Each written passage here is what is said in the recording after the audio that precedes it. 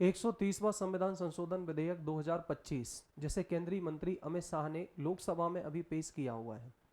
आइए हम जानते हैं इस पूरे विधेयक के बारे में। और ये विधेयक आज भारतीय राजनीति का एक बहुत बड़ा विवादित कदम के रूप में बताया जा रहा है, लेकिन ये महत्वपूर्ण कदम है।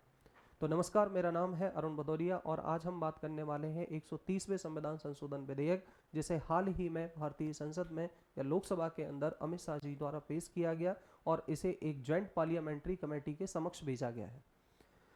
बहुत सारे लोग इस विधेयक के ऊपर ये कह रहे हैं कि ये एक विवादित कदम है और विपक्षी पार्टियां जो हैं वो भी इसके ऊपर बहुत सारे क्वेश्चन मार्क उठा रही हैं।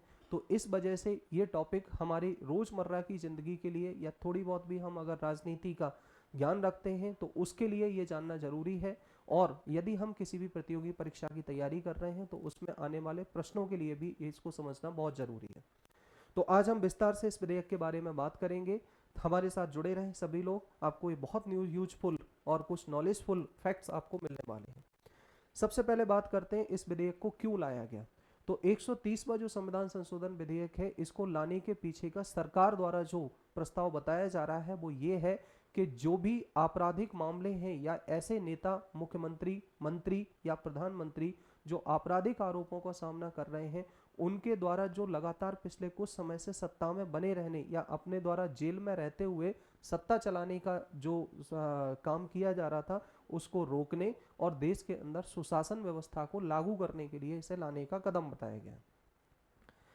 यह विधेयक आपराधिक आरोपों का सामना कर रहे प्रधानमंत्री, केंद्रीय मंत्री, मुख्यमंत्री, राज्य के मंत्रियों को उनके पद से हटाने के लिए एक स्पष्ट कानूनी ढांचा स्थापित करने का प्रयास करता है। विधेयक के अंदर कुछ प्रमुख प्रावधान जो हैं उनके बारे में हम विस्तार से बात करने वाले हैं। तो सबसे पहले इस विधेयक में 3 प्रमुख जो अनुच्छेद हैं, अनुच्छेदों को संशोधन का प्रस्ताव करने का रखा गया है। सबसे पहला इसमें से आता है अनुच्छेद 75।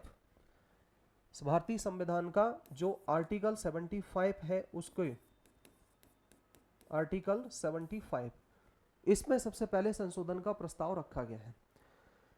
विधेयक में एक नया खंड जोड़ने का प्रस्ताव रखा गया है, जिसके तहत यदि कोई केंद्रीय मंत्री या प्रधानमंत्री लगातार 30 दिनों तक ऐसे अपराध के आरोपों से हिरासत में रहता है जिसमें उसे 5 साल या उससे अधिक की सजा हो सकती है, तो उसे 31वें दिन स्वतः ही अपने पद से हटा हुआ मान लिया जाएगा। अब इसके अंदर 2 कंडीशन है।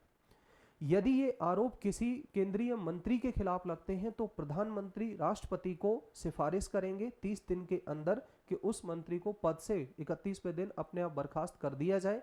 और यदि 31वें दिन तक प्रधानमंत्री राष्ट्रपति को ये सलाह नहीं देते हैं तो उस मंत्री को स्वतः ही पद से बर्खास्त मान लिया जाएगा।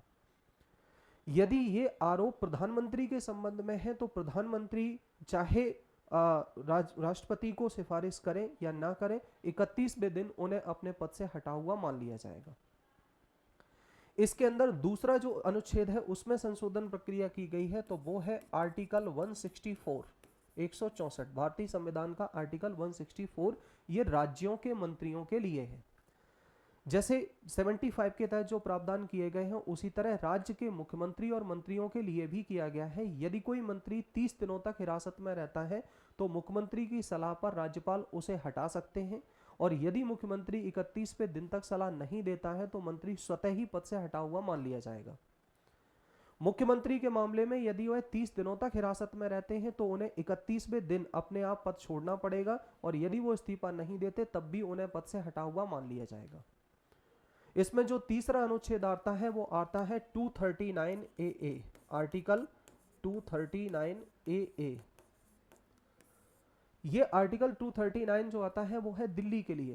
यह विधेयक दिल्ली के राष्ट्रीय राजधानी क्षेत्र के लिए भी समान प्रावधान लागू करता है, जिसमें मुख्यमंत्री और मंत्रियों को हटाने के लिए कानूनी ढांचा स्थापित किया गया है। दिल्ली के मुख्यमंत्री और मुख्यमंत्रियों के लिए भी यही नियम लागू होंगे, जिसमें उपराज्यपाल की भूमिका को स्पष्ट किया गया है। यानी कि यदि उन दिल्ली के मुख्यमंत्री या मंत्रियों के खिलाफ भी 30 दिनों तक ऐसा कोई भी प्रस्ताव या आरोप लगा हुआ है तो उसे 31वें दिन स्वतः ही अपने पद से हटा हुआ मान लिया जाएगा। हालांकि इसमें एक प्रावधान और जोड़ा गया है, वो है पुनर्नियुक्ति का प्रावधान। विधेयक की सबसे महत्वपूर्ण पहलू यह है कि इसमें यह संभावना बनी रहती है कि यदि हिरासत में लिए गए मंत्री को बाद में रिहा कर दिया जाता है तो फिर उसे मंत्री के रूप में नियुक्त किया जा सकता है। यह प्रावधान इस बात को दर्शाता है कि विधेयक का उद्देश्य आरोप सिद्ध होने पर नहीं बल्कि हिरासत की स्थिति के कारण प्रशासनिक कामकाज में आने वाली बाधा को दूर करना है। सरकार का यह तर्क है कि इस विधेयक का उद्देश्य सार्वजनिक जीवन में नैतिकता, जवाबदेही, सुशासन, इन सबको बढ़ावा देना है। और विधेयक के उद्देश्य और कारणों के बयान में यह भी कहा गया है कि गंभीर आपराधिक आरोपों का सामना कर रहे मंत्री जो हिरासत में हैं, वो संवैधानिक नैतिकता और अनुशासन के सिद्धांतों को हमेशा बाधित कर सकते हैं। ऐसे व्यक्तियों का पद पर बने रहना जनता के विश्वास को कम कर सकता है, जो एक लोकतांत्रिक प्रक्रिया के लिए हानिकारक है। यह विधेयक यह सुनिश्चित भी करेगा कि सार्वजनिक कार्यालय गंभीर आरोपों से मुक्त रहें। और सरकार का मानना है कि विधेयक राजनीति के अपराधीकरण को रोकने की दिशा में एक महत्वपूर्ण कदम है। अब हम बात करते हैं कि जो विपक्ष पार्टियां हैं वो इसका विरोध क्यों कर रहे हैं और उनकी मुख्य रूप से इस पर क्या क्या आपत्तियां दर्ज करा रहे हैं। तो विधेयक का विरोध कर रहे जो विपक्षी दल हैं उनको कई आपत्तियां उन लोगों ने दर्ज कराई हैं। जैसे उनका मानना है कि निर्दोषता की अवधारणा का उल्लंघन किया जा रहा है इस विधेयक में। विपक्ष का सबसे जो मजबूत तर्क रखा गया है वो यह है कि यह विधेयक तब तक दोषी साबित ना हो जाए तब तक निर्दोष के कानूनी सिद्धांत का उल्लंघन करता है। यानी भारतीय संविधान या भारतीय न्याय संहिता के अंदर यह कहा गया है कि जब तक किसी व्यक्ति का दोष साबित ना हो जाए तब तक उसे निर्दोष माना जाएगा। उसे आरोपी माना जा सकता है लेकिन दोषी नहीं माना जा सकता। तो यह सिद्धांत का यह उल्लंघन करता है। यदि किसी व्यक्ति को केवल गिरफ्तारी और हिरासत के आधार पर उसे पद से हटाता है और न कि उसके दोष सिद्धि के बाद उसे, यानी कि किसी के ऊपर यदि किसी ने आरोप लगा दिया, उसे जेल जाना पड़ा या उसके ऊपर हिरासत में उसको ले लिया गया और 30 दिनों तक उसको न्यायिक हिरासत में रखा गया, जब तक उसके ऊपर ट्रायल चल रहा है तब तक ये विधेयक उसके पद से उसको बर्खास्त कर देगा। इसका मतलब यह भी है कि ये इसका विधेयक का राजनीतिक दुरुपयोग का खतरा हमेशा बना रहेगा। विपक्षी पार्टियों ने यह आशंका जताई है कि यह विधेयक सत्तारूढ़ जो दल हैं उनके लिए ये एक उपकरण बन सकता है कि जिनका उपयोग वह विपक्षी दलों द्वारा शासित राज्य सरकारों को अस्थिर करने के लिए कर सकती हैं। विपक्षी पार्टियों का यह भी एक आरोप है कि यह शक्तियों के पृथक्करण का उल्लंघन करता है, सेपरेशन ऑफ पावर का यह उल्लंघन करता है।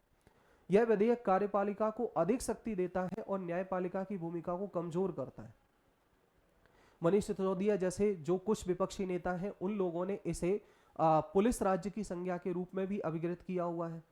उनका कहना है कि इस तरीके से जो ईडी, सीबीआई, इनमें मंत्रियों के जो झूठे आरोपों को लगाकर फंसा दिया जाता है तो यह विधेयक उन लोगों के लिए एक जरिया बन सकता है। इसमें लोगों की, विपक्षी पार्टियों का कहना है कि लोगों की इच्छा का अनादर भी किया जा रहा है। जैसे यह विधेयक लोगों की इच्छा का अनादर करता है कि उन्होंने जिन व्यक्तियों को वोट देकर के चुना है उन व्यक्तियों को सरकार किसी आरोप के आधार पर पद से हटा सकती है। हालांकि इस विधेयक का एक सबसे महत्वपूर्ण पहलू यह भी है कि इसका राजनीतिक दुरुपयोग होने की संभावना काफी ज्यादा है। हालांकि ये एक उचित कदम भी है कि राजनीति का अपराधीकरण इसके द्वारा रोका जा सकता है, लेकिन फिर भी इसके प्रावधानों को बहुत हद तक स्पष्ट पहले किया जाना चाहिए, उसके बाद इसे लागू किया जाना चाहिए। जैसे यदि किसी व्यक्ति को पद से हटा दिया गया और मान लेते हैं कि उसके ऊपर ट्रायल चलता है और वो ट्रायल 6 महीने तक चलता है, तो जो इस विधेयक में ये कहा जा रहा है कि यदि उसके ऊपर दोष सिद्ध नहीं होता तो दोबारा उसे मंत्री बना दिया जाएगा, तो संविधान की एक ये भी कंडीशन है कि 6 महीने के अंदर तो उस जगह पर पुनर्चुनाव कराने होंगे। और यदि पुनर्चुनाव कराने होंगे और तब तक उसके ऊपर दोष साबित नहीं हुआ और वो निर्दोष 6 महीने के बाद साबित अगर होता है तो वो तो अपनी सीट से भी चला जाएगा। तो इस तरीके के इसके अंदर कई सारे ऐसे प्रोविजन हैं जिन पर अभी स्पष्ट रूप से सरकार को कदम उठाना चाहिए और रखने की जरूरत है। इसीलिए सरकार ने इस विधेयक को एक संयुक्त संसदीय समिति, जिसको जॉइंट पार्लियामेंट्री कमेटी बोला जाता है, उसको सौंपा है, जो इसके विभिन्न पहलुओं पर अध्ययन करेगी। उसके बाद फिर इसे संसद के अगले सत्र में प्रस्तुत किया जाएगा। विधेयक पर संसद में फिर से चर्चा होगी। पारित करने के लिए इसे दोनों सदनों के 2/3 बहुमत की आवश्यकता होगी और यदि यह विधेयक कानून बन जाता है तो यह भारतीय राजनीति में एक बहुत बड़ा बदलाव ला सकता है। भविष्य में जो कानूनी चुनौतियां हैं उनका सामना इसके थ्रू किया जा सकता है। तो हमने इस पूरे टॉपिक के माध्यम से यह जाना कि 130वां संविधान संशोधन विधेयक क्या है। जल्दी हम फिर मिलेंगे एक नए टॉपिक के साथ, ऐसे ही करंट अफेयर के साथ। तब तक आप सब लोग स्वस्थ रहें, मस्त रहें और हमारे चैनल को सब्सक्राइब करें, लाइक करें, शेयर करें और फिर मिलते हैं। तब तक के लिए जय हिंद, नमस्कार।